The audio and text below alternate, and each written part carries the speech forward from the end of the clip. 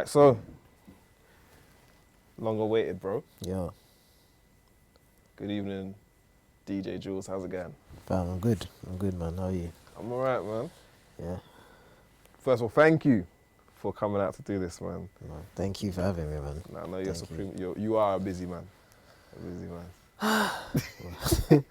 Well, I'm trying to stay Yeah. relevant, trying to stay, relevant. Do you ever feel like that? That you're trying to, not that you're trying to stay relevant, that I think you're musically relevant, but are you relevant within parts of the market that you're trying to attack? Do you know what I mean? Is that youth culture? Is it the Yeah, Afrobeat? Like what is it that you're trying to attack now? I think the aim is to be like an all-round like producer. Obviously, like the backgrounds is definitely like Afro. Do you know what I mean? I think that's where the popularity comes from, but because it's becoming such a big genre right now, you know, we're able to sort of merge different genres together. So you just want to be at the forefronts of all of these things. But personally, a big lover of, you know, proper UK, like urban music, you know, love the hip hops and stuff. So you want to get involved in that as well. And at the moment, I wouldn't really put myself in that frame just yet, but hopefully it gets there soon. Do you know what I mean? I think, you know, as the Afro scene starts to rise, you know, there are a lot of people who probably want to come and, you know, sort of do something within that space, and then you're probably going to be the go-to guy when you're trying to do that. Do you know what I mean? So There's I remember when the band had his buzz, had his time. Was it like 4 or 5 years ago? And it was 4 or 5 years ago, right? Yeah, And 2012.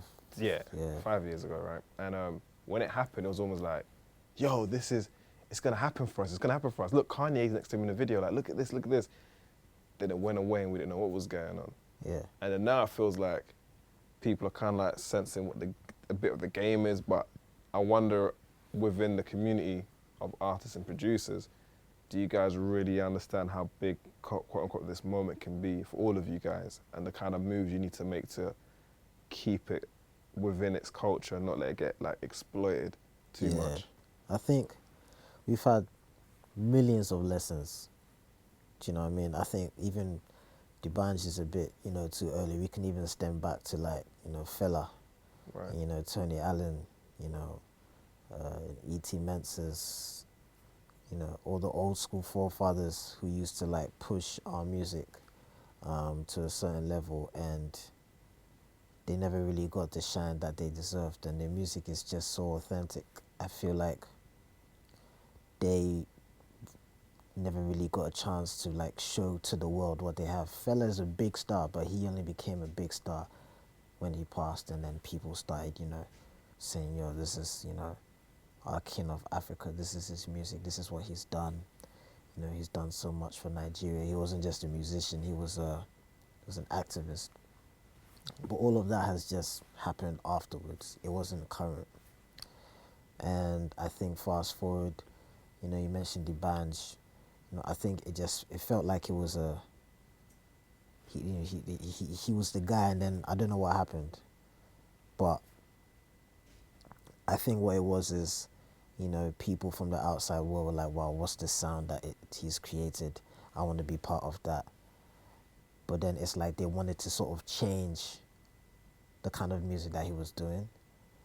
And as an artist, if they're trying to change the kind of music that you're creating, then that can sort of hinder your progress in terms of development. Do you know what I mean? So I think what it is that they try and get artists to do all sorts of things that they really don't want to do, and it just goes left, and then they're back to square one. And when they're back to square one, somebody else is probably the main guy right now. So I think the lesson that you can probably learn is that just stick to what it is that you want to do. You know, just make it as authentic as you possibly can. You're always going to have your niche. You're always going to have your own support and the people that are going to love your music. But, you know, if you just stay consistent, just improve upon the music that you're doing, I'm sure something good must happen from that. You can't be doing it in vain forever anyway. So for you, when is actually the starting point for you in going into music? What was the starting point like? And what made you know that that's what you wanted to kind of like have a career in? Well, I think as a kid, I always liked music. Do you know what I mean? I think when I was 2, I used to make like crazy sound effects with my mouth. You know, I could make any sound effect. Car, vacuum cleaner, truck. I could make all these noises with my mouth. Like, my mom recorded a video of me making all these noises when I was a kid. And I think just growing up with my parents and then just hearing all sorts of music from reggae to jazz to old school high life. This is the music that I used to listen to as I was growing up. And I always find myself singing or like drumming on the table. And I was like, oh, I want to, you know, make music like that one day. But I just couldn't be bothered to, you know, pick up a musical instrument. I just thought it was long. So I got quite onto it really late, because I only started making beats probably 2010. Yeah, 2010. Well, 2010 properly.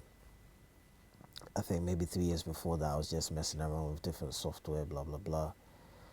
But 2010 is when I started doing it properly. 2012 was when I had my big break with a record with a Nigerian group called Show Them Camp.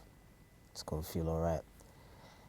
But I think the biggest break was with Mr Eazi when we made all those records together. And then things just went skyrocket.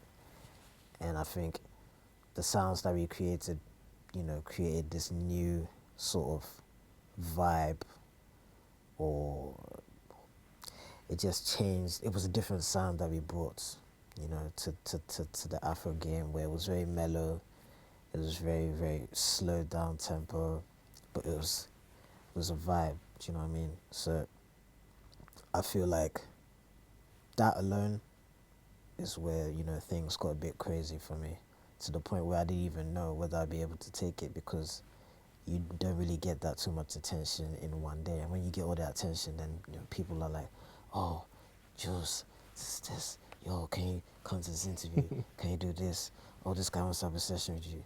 And I'm thinking, whoa, like, at first I was just doing it for fun, and it was just a hobby.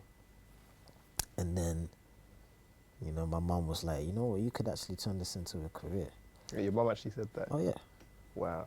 You could actually turn this into a career. But she was always about, you know, do your degrees, boom, boom, boom, and all of that. Because you always need that plan B in case the music flops. Because this music industry is messed up. Yeah, man. But when your mum said that to you, what year was that in? When she was... Oh, this is probably when she started discovering me making a lot of beats in my room. Because I was always in my room. The music was loud. She's hearing in the car all the time. And then she's like, what's this boy up to? And, you know, I was just telling her, yo, I'm making beats. And then, you know, she could see that I was very enlightened about it, or I like doing it. And so she was like, maybe you could turn it into, you know, something big one day, you know. My dad didn't really get the whole point, because my dad, he's all about, you know, his books, and, you know, you have to go to work and wear the tie. But later on, he sort of like warmed up to it a bit, so they all support me anyway. So This is kind of segueing, right? But it's something I spoke to Maleek about. I said that I feel that a lot of the Afrobeats producers seem to be underpaid in Africa, because there's no real royalty collection situation. So it's like, you're making hits, they're being played over there, the artists are able to perform, they're getting their bag, but for the producers, it's almost like monetarily, it doesn't equate for being just a producer. And I mean, how did you at that time feel if your songs were being played all over Africa, but you're not seeing any residuals from it? Right. I think the artist is the one who's sort of like the forefront of the whole package of a song. Do you understand? You could have a session, the artist would be like, yo, bro, I really like your beats. I want to record some music, boom, boom, boom. Most of the time, the artist doesn't even want to pay. They'll just be like hyping you. Oh, bro, I want to do this song. Oh, your beats are so dope. Let's make a jam. Let's make magic. You know what I mean? You do the song, they run off. You might not even hear from them again. If you even see them in the same area, they'll probably be like, oh, yo, what's up? Treating you like your You're a fan or a groupie. fam. Do you know what I mean? And it's like, hang on, like I just devoted all this time to make this, you know, song for you. Because the song could be a #1 song, boom, boom, boom. So I think those little lessons for producers, and especially for me, what I've learned is sometimes you need to own the song. At the end of the day, it was recorded in my studio. You know, I'm not just going to give the song away. There needs to be certain agreements put in place. Do you understand? So even if it's not going to be much, at least it's something that I can eat from. So I'm going to say, okay, if this is going to be put on Spotify or Apple or whatever, I want this certain percentage. The same with radio, all of that. And, you know, you need all these things on paper so that once the song comes out, you get a little something to support yourself. Do you know what I mean? I think it's also important for producers to also put their names on these packages as well, because then you start to create clout for yourself, and other people start coming up to you saying, yo, I really like what you did with Amaru. I want you to do something with my artist, Catherine. That kind of thing. Do you know what I mean? And it's like, from there you start to build like a network. You know, you should build a relationship with the artist so the artist can also put you on. You know, the artist is the one who has the clout. Let the artist know, like, yo, like, let people know that I am the one who created this, so that you can also get that clout, so that people know that you're the man behind, you know, all these sounds, so that other people can come to you. Then you can start dictating how much you can pay for this, and that, because if you're a dope producer, then you have the right to dictate whatever price that you want these artists to pay. And they're the ones who need the hit, so they're not really obliged to say what they want to say. They can't afford it. They can just, you know. When you, culturally, a lot of the times we don't do paperwork. So when you now have to be like, okay, look guys, we need to, is that ever uncomfortable at all? Or has it been uncomfortable before, whether it's the first time where you're just like, nah, just... Sometimes, you know, if somebody approaches you and you know it's going to be a waste of time, you just don't entertain it. Do you understand? There's some artists that have a huge reputation and they don't want to jeopardize, you know, their names, so they know they have to come correct. Do you know what I mean? And sometimes it does have to be paperwork, but at least an email or verbal agreements. But most of the time, email, so that you can always go back to the emails. Do you understand? So like, basically, when you're trying to put songs out, you know, you have like distribution channels. You know, these distribution channels, there's so many of them. If you and I want to do a song and we're doing 50-50, we can put that song on that distribution channel. You and I are going to see the money together. It's not like one person is going to have access to the distribution channel and then he sees all the money. We both see the money. So if we see that there's £10,000 in that distribution channel, you and I are walking away with 5,000. Unless we've come to some other agreement where we're going to use some money for this and some money for that to push the record. But it's important that the artist and the producer have that relationship. Once they have that relationship, the artist is free to work with other producers and the producer is free to work with other artists. When did you start doing that practice? Because as you said before, I think you said that it was a bit more like fun than your mum saying, oh, you can probably make money. What made you, not in specifics if there is any, but what made you think, no, actually, I need to make sure I cover my back then? We're in 2017, so I made this decision 2016. Yeah. 2015, 2016. That's when things started sort of kicking off. And when you see certain things happening, you just be like, yo, I need to, you know, cover. Another way that I used to also try and look after myself was put my own songs out and feature the artist. So the artist doesn't necessarily have to pay for a beat, or I don't have to take any of that cut. We can just agree and be like, yo, when you put the song out, make sure that the necessary credits are given. And in exchange, you give me my own record. Now, the disadvantage is that even if I do a record with another artist and it says Juls featuring this person, they're still going to see that artist because he's the one performing it. But luckily for me, I'm a DJ. so I can run these records, the clubs, the parties, whatever. And I think it's just the way you brand yourself. So if you have a very good brand or you put yourself out there, people will know that you're the one creating these records and you're putting these artists together to make these dope songs. I think what I try to do is not necessarily do songs with the popular artists, but the artists that have dope talent and are on the come up. I think I have this thing of where I don't necessarily break artists, but it's kind of like, oh, I think this guy's dope. He has the ability to do this. I'll reach out to that person. I'll be like, yo, let's do this record. And then you do the record, and then when it comes out, they'll be like, oh, that's the guy who was on Juls' record. He's really dope. Then they start listening to that guy. So it's just like me helping out any way that I can.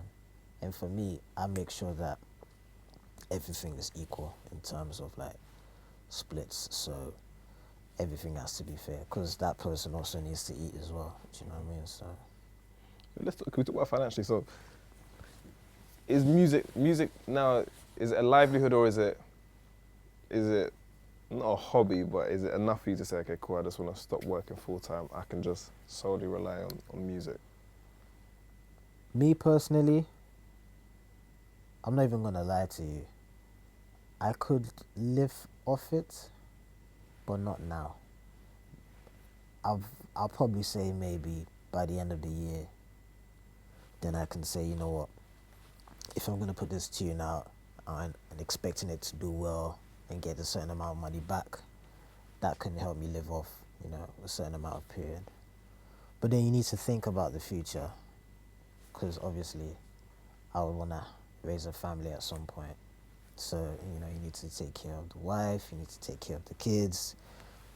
The kids probably want the new shoes, wife wants a new bag, groceries, bills, all of that. So you need to think about how bigger can you be.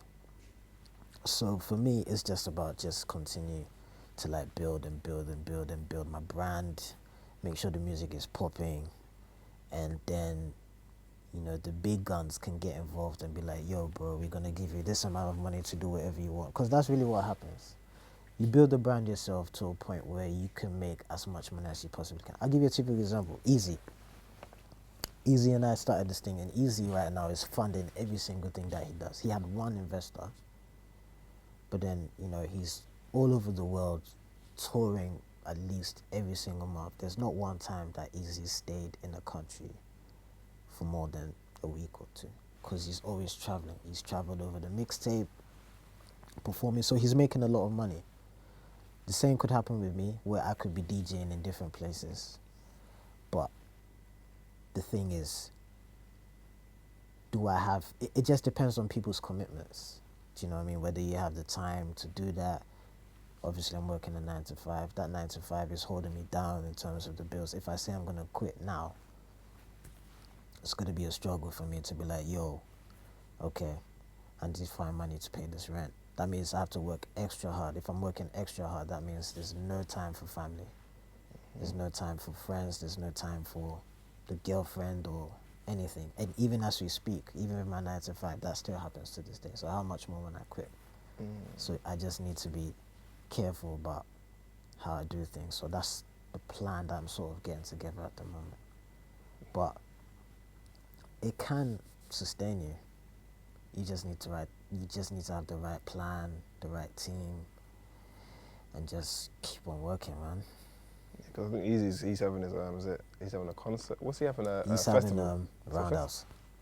He's doing Roundhouse in September. And is he in tech as well, or what's it? Easy's got his hand in a lot of pies, isn't it? He used to run, no, not used to. He still runs his mobile phone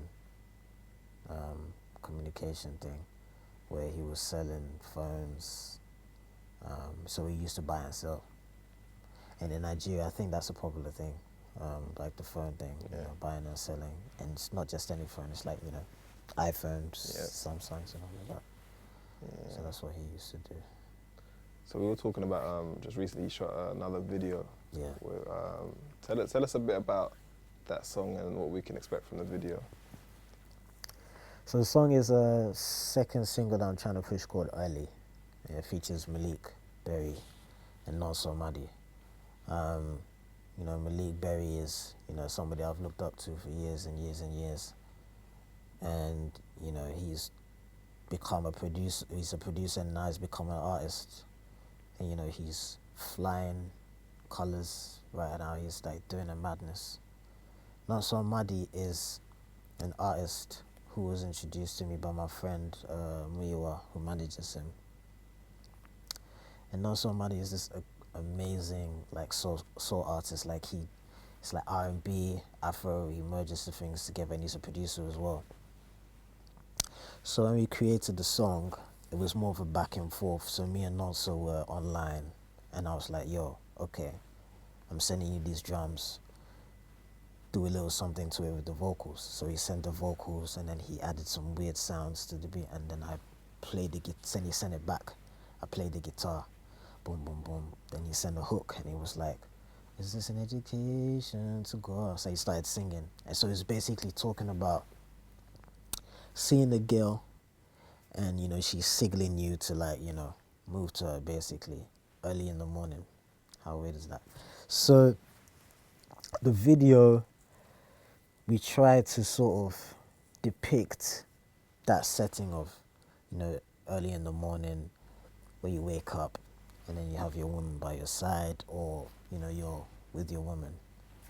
And we tried to, shoot it in different locations with a lot of scenery, a lot of imagery, a lot of vintage shots, and very, very beautiful black women. Because, bro, you know what's going on these days, man. It was very important to make sure that, I showed love to my black sisters, because, it's not even just about the women, to be honest. It's just about, black people in general. I feel like a lot of them have been saying that these days the videos, they don't really show love to the black girls, this, and the third. And, certain other color shades are getting a lot more love than the other, and boom, boom. And I don't really like to get into that, debate. But I've listened to a lot of arguments, and I see where they're coming from. It actually makes sense. And I love dark-skinned women as well. So I just thought that would be important to showcase that. So it should be a dope video. Let's hope and pray that it does well as well. It's definitely a great thing where consciously you and your team have come to that decision to put women that look like us, complexion-wise, at the forefront, and for them to be empowered in whatever way, shape or form.